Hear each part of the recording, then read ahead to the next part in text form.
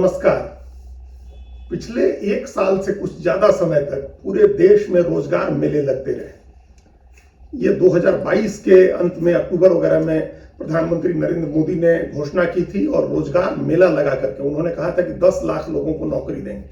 तो रोजगार मेला लगा करके और नियुक्ति पत्र बांटे गए। हर रोजगार मेले में 70,000, 80,000, 50,000 या 1 लाख लोगों को नियुक्ति पत्र दिया गया और प्रधानमंत्री वर्चुअल मोड में शामिल होते थे और वो नियुक्ति पत्र बांटे जाते थे। तो ये रोजगार मेला लगा करके नियुक्ति पत्र बांटा केंद्र सरकार ने। उसी तरह का एक रोजगार मेला भारतीय जनता पार्टी ने भी लगाया हुआ है। इसको उन्मुक्त भर्ती योजना कह सकते हैं, जिसके तहत किसी के लिए भी भारतीय जनता पार्टी के दरवाजे खुले हुए हैं।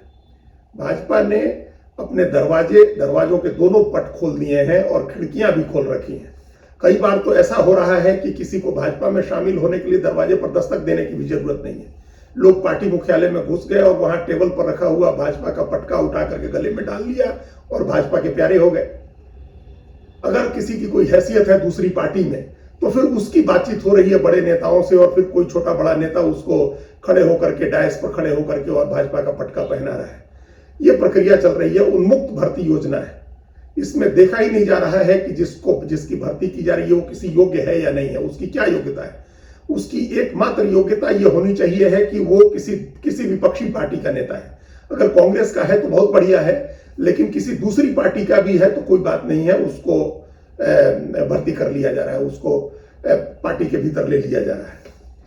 ये अब इस योजना का दायरा कुछ बड़ा है। अभी कुछ दिन पहले ये खबर आई थी कि भारतीय जनता पार्टी ने बाकायदा इसके लिए एक कमेटी बनाई है। बड़े नेताओं की जो कमेटी नजर रखे हुए है दूसरी पार्टी के नेताओं पर, उनके साथ बातचीत कर रही है। अगर दूसरी पार्टी का कोई नेता भाजपा में शामिल होना चाहता है तो उसको शामिल कराया जा रहा है। ये विधिवत तरीके से, सुनियोजित तरीके से यह काम हो रहा है। और अभी थोड़े दिन पहले तक इसमें यह माना जा रहा था, पहले भी लोग शामिल हो रहे थे, दूसरी पार्टियों के लोग, कांग्रेस के तो कई नेता गए, बीजेपी में शामिल हुए, बड़े नेता गए। 12 पूर्व मुख्यमंत्री जो कांग्रेस के मुख्यमंत्री रहे, ऐसे 12 नेता भारतीय जनता पार्टी में शामिल हो चुके हैं और उनमें से कई लोग अभी भी मुख्यमंत्री हैं। जैसे पेमा खांडू हैं अरुणाचल प्रदेश के, वो कांग्रेस के भी मुख्यमंत्री रहे हैं। अभी वो गोवा में कई लोग हुए जो गए और मुख्यमंत्री हो गए। कई पूर्व मुख्यमंत्री अभी जाकर के संघर्ष कर रहे हैं, अपनी जगह देख रहे हैं। जैसे अभी अशोक चौहान गए, तो इस तरह के लोग भी अभी गए हैं और अभी कुछ लोगों के जाने की खबरें हैं। कुल मिलाकर के 12 पूर्व मुख्यमंत्री जा चुके हैं भारतीय जनता पार्टी में। एक 13वें पूर्व मुख्यमंत्री के जाने की चर्चा थी। कई लोग ऐसे भी गए जो नेता थे, पहले मंत्री थे और अब मुख्यमंत्री हैं भारतीय जनता पार्टी में, जिनमें हेमंत बिश्वा शर्मा भी हैं, मानिक साहा है, ऐसे लोग भी हैं। तो ये जो उन्मुक्त भर्ती योजना है, इस भर्ती योजना में पहले कहा जाता था कि एक एडेड बेनिफिट ये था भाजपा में शामिल होने का कि अगर नेता के खिलाफ कोई आपराधिक मुकदमा चल रहा है, केंद्रीय एजेंसियों की जांच चल रही है, तो वो जांच रुक जाती है, उसकी रफ्तार धीमी पड़ जाती है या मामला खत्म हो जाता है, रफा दफा हो जाता है। कागजों में तो रहता है लेकिन ऐसे उसकी चर्चा बंद हो जाती है। अब उसमें एक इंस्टेंट बेनिफिट जैसे कंपनियां देती हैं, इंस्टेंट बेनिफिट या इंस्टेंट बोनस, वो तत्काल दिया जा रहा है। चूंकि लोकसभा चुनाव है तो इसके लिए इंस्टेंट बेनिफिट उसमें जोड़ दिया गया। जैसे अभी अशोक चौहान को मिला, वो शामिल हुए और उसके 3 दिन के भीतर ही वो भारतीय जनता पार्टी के राज्यसभा के उम्मीदवार बन गए। बल्कि उम्मीदवार क्या बन गए, उनकी राज्यसभा तय हो गई, क्योंकि महाराष्ट्र में चुनाव में विरोधी हुए तो वो हो गए, उनका वो राज्यसभा के सदस्य हो जाएंगे। तो ये इंस्टेंट बेनिफिट है, तत्काल। अभी ये जो उन्मुक्त भर्ती योजना शुरू होने के पहले भाजपा में गए थे आरपीएन सिंह, उनको जरूर थोड़ा इंतजार करना पड़ा, लेकिन अभी इस बार उनको भी इनाम मिल गया। वो भी राज्यसभा के लिए नॉमिनेट कर दिए गए हैं उत्तर प्रदेश। वहां चूंकि चुनाव हो रहा है तो उनको सर्टिफिकेट 27 तारीख को मिलेगा, जिस दिन चुनाव की तारीख है। तो ये इस तरह का ये इंस्टेंट बेनिफिट तत्काल बीजेपी दे रही है अपनी उन्मुक्त भर्ती योजना के तहत। और अभी भी ऐसे लोगों के बारे में चर्चा हो रही है जो अभी 3 महीने पहले तक बीजेपी के खिलाफ लड़ रहे थे, कांग्रेस की लड़ाई का नेतृत्व कर रहे थे और कांग्रेस आला कमान के निशाने पर थे, जिनको परिवारवादी कहा जाता था, भ्रष्ट कहा जाता था। ऐसे लोगों के भी बीजेपी में शामिल होने की चर्चाएं हैं। लेकिन अब उनको छोड़े, इस नीति की बात करें जो उन्मुक्त भर्ती योजना है भारतीय जनता पार्टी की। मुक्त भर्ती योजना भी कह सकते हैं, लेकिन उन्मुक्त इसलिए क्योंकि उसमें एक तरह की उच्छृंखलता भी है। एकदम घनघोर वैचारिक विरोधियों को भी शामिल किया जा रहा है, या ऐसे लोगों को भी शामिल किया जा रहा है जिनके ऊपर सीधे पार्टी के शीर्ष नेतृत्व की तरफ से भ्रष्टाचार के आरोप लगाए गए।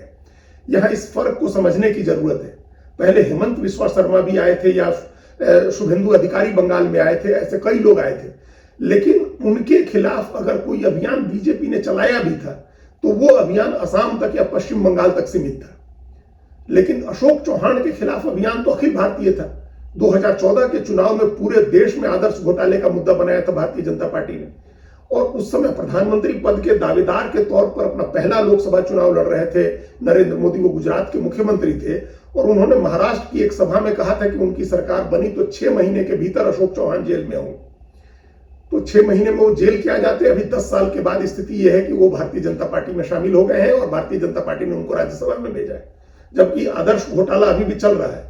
और अभी इसी 1 फरवरी को जो बजट सत्र हुआ, उस बजट सत्र में भारतीय केंद्रीय वित्त मंत्री निर्मला सीतारमन ने एक श्वेत पत्र रखा जिसमें यूपीए सरकार की 10 साल की आर्थिक नीतियों के बारे में उसकी पोल खोली गई थी। उसमें भी 15 घोटालों का जिक्र था, जिसमें आदर्श घोटाले का जिक्र बहुत महत्वपूर्ण तरीके से किया गया था। और उसके 1 महीने 15 दिन भी नहीं हुए और अशोक चौहान आदर्श घोटाले के मुख्य आरोपी जो थे, आर्किटेक्ट जिनको कहा गया था माना जा, वो चले गए भारतीय जनता पार्टी में और राज्यसभा के सदस्य हो गए। आदर्श हाउसिंग सोसाइटी जो है मुंबई की, वो कारगिल शहीदों के लिए बनी थी वो सोसाइटी, और अशोक चौहान पर आरोप लगे थे कि उन्होंने अपने रिश्तेदारों के बीच इसके फ्लैट्स की बंदरबांट की थी। अब वो भाजपा में चले गए हैं और राज्यसभा के सदस्य हो गए हैं। तो ऐसे लोगों को जिनको लेकर के पूरे देश में बीजेपी ने स्वयं एक नैरेटिव बनाया था, अब ऐसे लोगों को भी ले लिया। इसलिए ये मुक्त के साथ उन्मुक्त कहने का ये मतलब है क्योंकि उसमें एक तरह की उच्छृंखलता भी है। ये सोच खत्म हो गई है। ये ऐसा लगता है कि भारतीय जनता पार्टी ने ये अब इस बात को एकदम दरकिनार कर दिया है कि इससे कोई फर्क नहीं पड़ता है कि उसने किसके बारे में क्या कहा हुआ है या किसके ऊपर क्या आरोप है, किसकी क्या हैसियत है। वो आ जाए भारतीय जनता पार्टी में, किसी तरह से विपक्ष की पार्टी जो है वो कमजोर हो। और विपक्ष की पार्टी को कमजोर करने के इस क्रम में ऐसा लग रहा है कि भारतीय जनता पार्टी ने अपना सेंस ऑफ बैलेंस जो होता है वो खो दिया है। हर चीज में एक संतुलन की जरूरत होती है, बैलेंस की जरूरत होती है। अति सर्वत्र वर्जयेत, ये हमारे शास्त्रों में कहा गया। अति की वर्जना हर जगह है, लेकिन इसमें यहां कोई वर्जना नहीं दिख रही है, यहां कोई बैलेंस नहीं दिख रहा है। ऐसा नहीं लग रहा है कि संतुलित तरीके से भारतीय जनता पार्टी दूसरी पार्टी के नेताओं को अपनी पार्टी में शामिल कर रही है। वो सेंस ऑफ बैलेंस खत्म हो गया है। सिंपल एक लॉजिक है कि विपक्षी पार्टी के हैं, आपके लिए दरवाजे खुले हुए हैं, आप आ जाइए। आपके ऊपर क्या आरोप थे, आपके लिए हमने क्या कहा था, इसका कोई मतलब नहीं। और यही कारण है कि अभी कुछ समय पहले तक विपक्ष की पार्टियां ये आरोप लगाती थी कि भाजपा एक वॉशिंग मशीन हो गई है, जिसमें कितना भी दागदार नेता घुसता है और वहां से पूरी तरह से साफ होकर के, परम पवित्र होकर के बाहर आ जाता है। ये आरोप विपक्षी पार्टियां लगाती थी। लेकिन जिस तेजी से और जिस तरह की भर्तियां बीजेपी कर रही है, लगातार पिछले 1 महीने से या 2 महीने से जिस तरह से लोगों को, चाहे मिलिंद देवड़ा से लेकर के बाबा सिद्दीकी और अशोक चौहान तक, जिस तरह से लोगों की भर्तियां हुई हैं और जिस तरह से दरवाजे खुले हुए हैं, जो बिहार में हुआ अलायंस बदल हो, नीतीश कुमार के साथ लेने का हो या कर्नाटक में जेडीएस को साथ लेने का हो, ये सब देखते हुए अब ये सोशल मीडिया में और आम जनता के बीच में भी अब ये मजाक का विषय हो गया है।